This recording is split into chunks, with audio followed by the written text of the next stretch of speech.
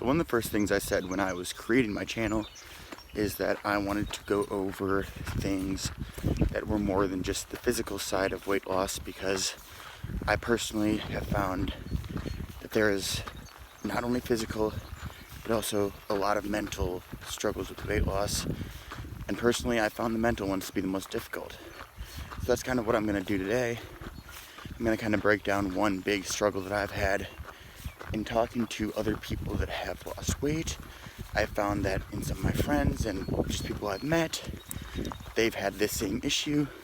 So my hope is that if I can talk about it a little, maybe it'll kind of help people realize that if you're experiencing this, you're not alone.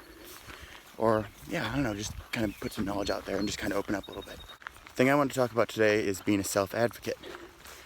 And although it sounds simple, that for me has been by far one of my biggest issues, and by far one of the things that I've spent the most time trying to fix, and the thing that I've gotten stuck on probably more than anything else.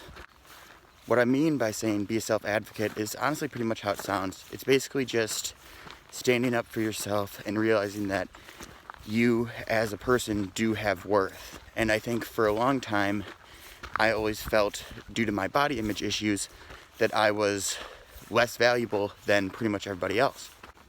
One of the biggest issues that this kind of brought to light for me was that this behavior of not advocating for myself really just kind of would often get me stuck in cycles of self-loathing or like self-hatred and just really negative thoughts about myself.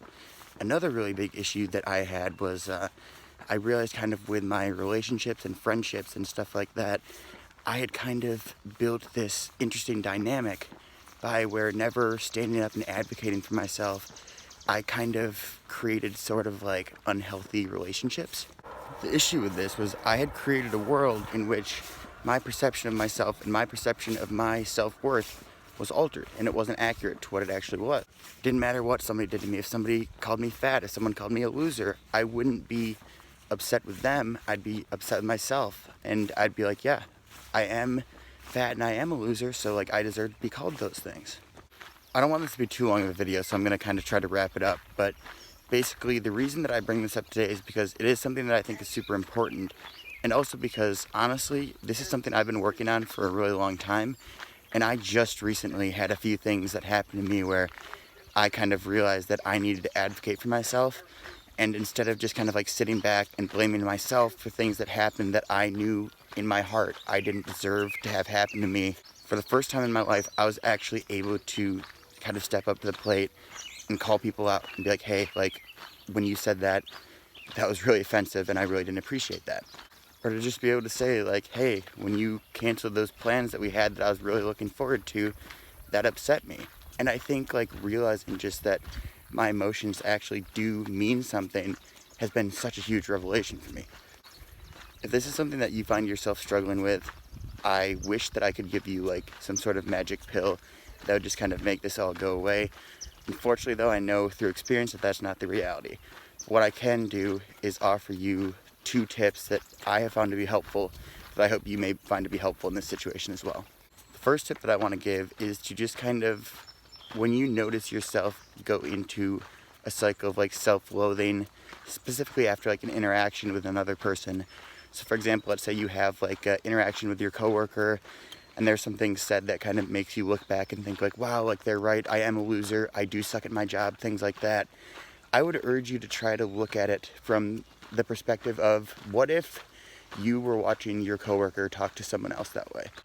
For example, if your coworker tells you that you're not making enough sales and that you're not very good at your job, or just says something kind of demeaning towards you, think about what you would think if that same coworker said something like that to one of your friends at the office. You'd probably be upset because you'd look at it and be like, I've known this person for 10 years, they've been working at this office for a long time, they put in really great work, and like that's not cool what this person was saying about them. I don't want you to get angry at yourself, but I do want you to just kind of sit back and think like, why is it okay for your coworker to talk to you that way, but why would it like not be okay to you for your coworker to talk to one of your friends that way?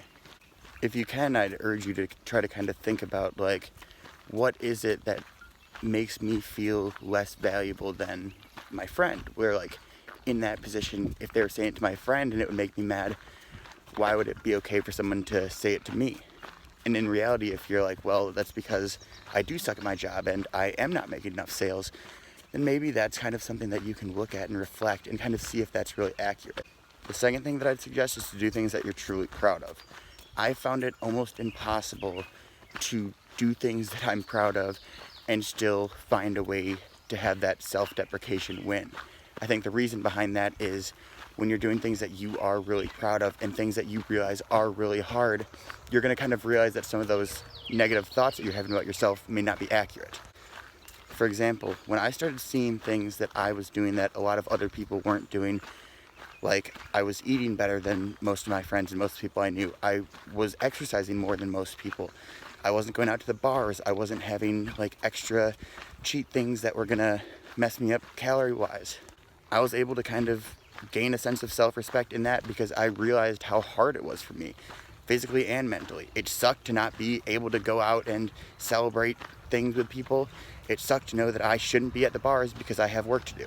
Within myself, that built a sort of pride, and I ended up kind of realizing that it was really hard to kind of look at myself with as low of a value as before because I knew how hard I was working. I knew that the work I was putting in honestly kind of sucked.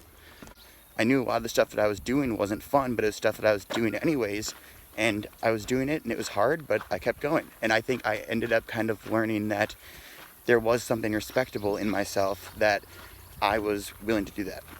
Again, it's not going to be a change that happens overnight, and it's something that I still struggle with, but I do think that those two things have really helped me kind of see myself more as like someone who's worthy of just like love and respect, and I'm hoping that it does the same for you.